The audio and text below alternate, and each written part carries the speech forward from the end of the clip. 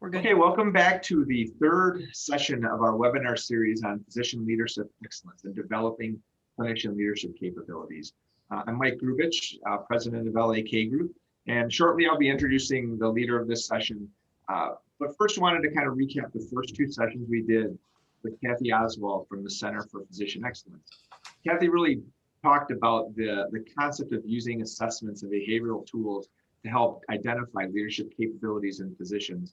And then she walked through an example with the Dr. John Smith on how does the experience go and what do you get out of this assessment as far as results and how do we leverage those results. As we go into this third session, Shelley Smith is going to take you through what's next. So you got all this data, we have all this information on clinicians and their leadership opportunities. How do we start to build those capabilities in those leaders? So joining us today for that part is Shelley Smith. She is from the managing director of the leadership practices for LAK Group. And Shelley brings a ton of experience on the leadership development side and the coaching side. She has good depth of background in healthcare, also in financial services, and has worked with executives most of her career in really helping them build their organization, build their leadership capabilities, and really establishing those practices around good coaching in an organization. She has more than 13 years of leadership development experience, executive coaching experience with, and is certified as a coach for, in general, also for physicians, and a ton of experience in working with healthcare industries throughout her career. So I'm gonna turn this over to Shelley and maybe, kind of picking up from where we left off in the previous slides.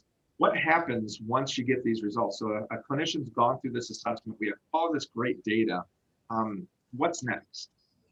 Yeah, that's a great question, Mike. What's next? It'd be really easy to take that data, take the report, stick it on a file on your computer or on your shelf and never look at it again.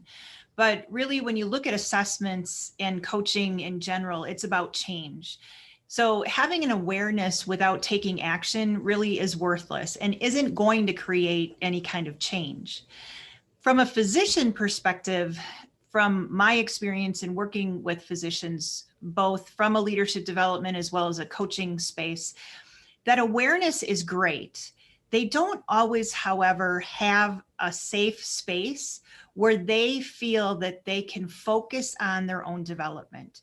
So having a coach be a part of this process is really important to helping the physician achieve the degree of success that they're very capable of achieving. So when we look at what do we do with that data, what do we do with the report and the information that's been shared, a next logical and really well-placed process to follow is into coaching with a certified coach who's able to help take that information and help the physician identify next steps and what they have within their own self to drive the change that they're looking to create. Oh, so Shelley, maybe it'd be great to kind of share what does that typical coaching experience look like?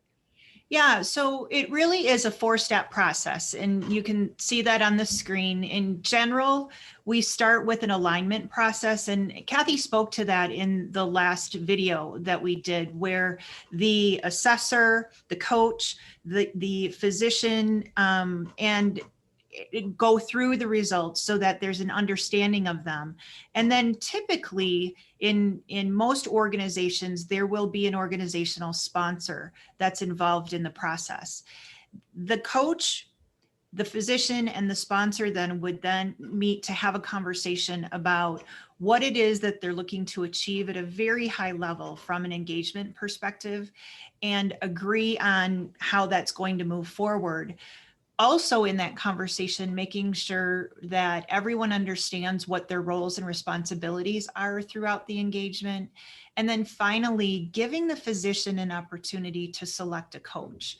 So in the coaching process, because it is such a safe space, as I mentioned before, it's important that both the physician and the coach identify a fit to be working with each other. So in an ideal situation, the physician is given 2 to 3 profiles of coaches where they facilitate a meet and greet conversation and then select each other to move forward in the engagement with.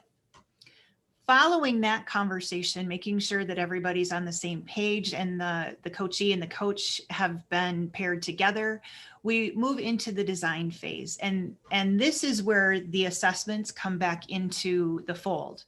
So the assessments are really used to help identify an initial focus and a roadmap for the coaching engagement moving forward. It also helps put the coaching plan together. So based on the needs and how immediate they are, the coach and the physician would work out the frequency of meetings, the length of meetings, based on the alignment conversation, to what degree the sponsor is going to be involved in update conversations. And then they would move forward into what we've termed the acceleration phase. I think just one note before we move out of the design phase, not all coaching engagements require or even need to have assessments involved with them. However, they are an extraordinary piece of information, especially for people that appreciate data. So I have found, as has Kathy in her experience, that the assessment process followed by coaching is a natural pairing to working toward success. In the accelerate phase is where the coaching happens. That's where the magic happens.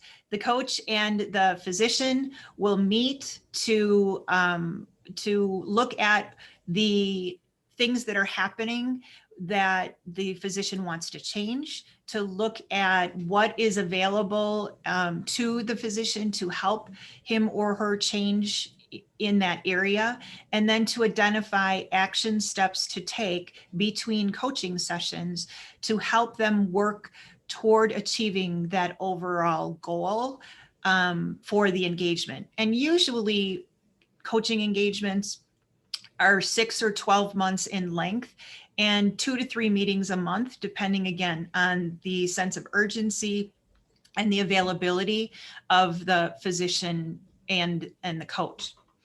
And then finally, after working through those individual coaching sessions, we would move into the transition phase. And, the reality is at some point, the coach and the physician need to break up, even though sometimes they don't want to. But the whole idea of the coaching experience is to help people identify what they can do to achieve what they want to achieve and not need anyone there to help them do that on a long-term basis.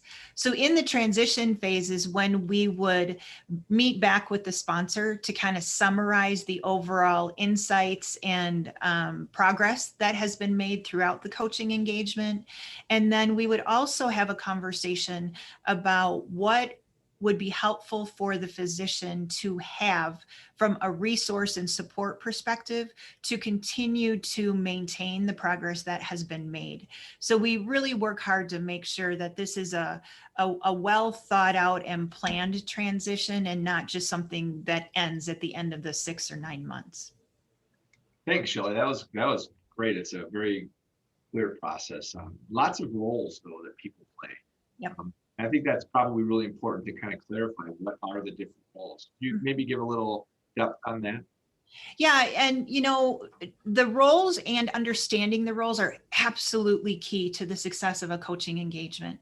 The coach is really there to facilitate the coachee or physician in this case through a process of gaining insight and identifying the objectives and transforming learning into insights and action that they can take forward.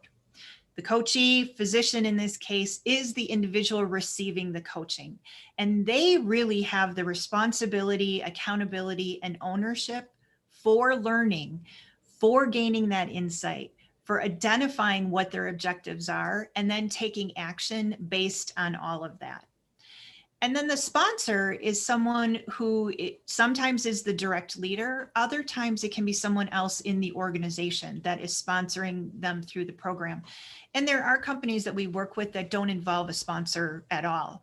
But when there is a sponsor, the role that that person has is to not only be a part of identifying what the overall objectives of the coaching engagement are, but also assisting the person going through the coaching, through providing them feedback on a regular basis, being there to support and encourage them, being there to recognize and acknowledge the progress that's being made, because the coach isn't there on a day-to-day basis. And while the sponsor may not be there on a day-to-day basis as well, they have a much more frequent exposure to the physician who's going through the coaching to enable them to have those conversations with them. Thanks a lot. That's great. And because that role clarity to me seems to be really important.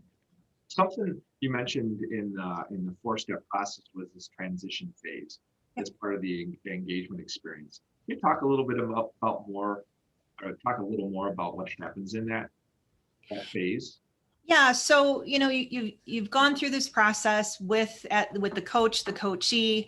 In some cases, in most cases, in my experience, it's been a very deep process to help identify what, if there's barriers, what the barriers are, what strengths they already have that they can tap into to help them create the change that they're looking to create.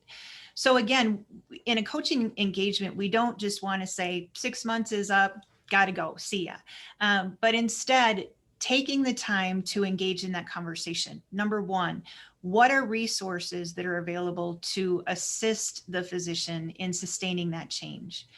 Number two, the development of an individual development plan that they can use with their sponsor or a trusted advisor within the organization to help them stay focused on the areas that they want to continue to improve or to enhance. A lot of coaching comes down to breaking old habits and adapting new ones, and that takes time. So having the support there to help make that happen is really important. And then there are occasions where renewing the coaching engagement is helpful because of the safe space that's been created, as I mentioned before, because of the skill set of the coach, that there might not be somebody internally to provide that for the physicians. It isn't an automatic, but it can happen on occasion. And it certainly then would start the process over with an alignment conversation, a re-identification of the objectives, and moving forward. Thanks a lot, Shelley. That was real helpful in kind of describing that development element once you get all the data from the assessments. We have one more video in our series that we're excited to share with you. And in that next video, it's a final one, we'll discuss results that individuals and organizations have seen from this approach in developing leadership capabilities and assessing leadership capabilities in clinician leaders. Thank you again for joining us today, and we look forward to seeing you at our 4th and final session. Thanks, Mike.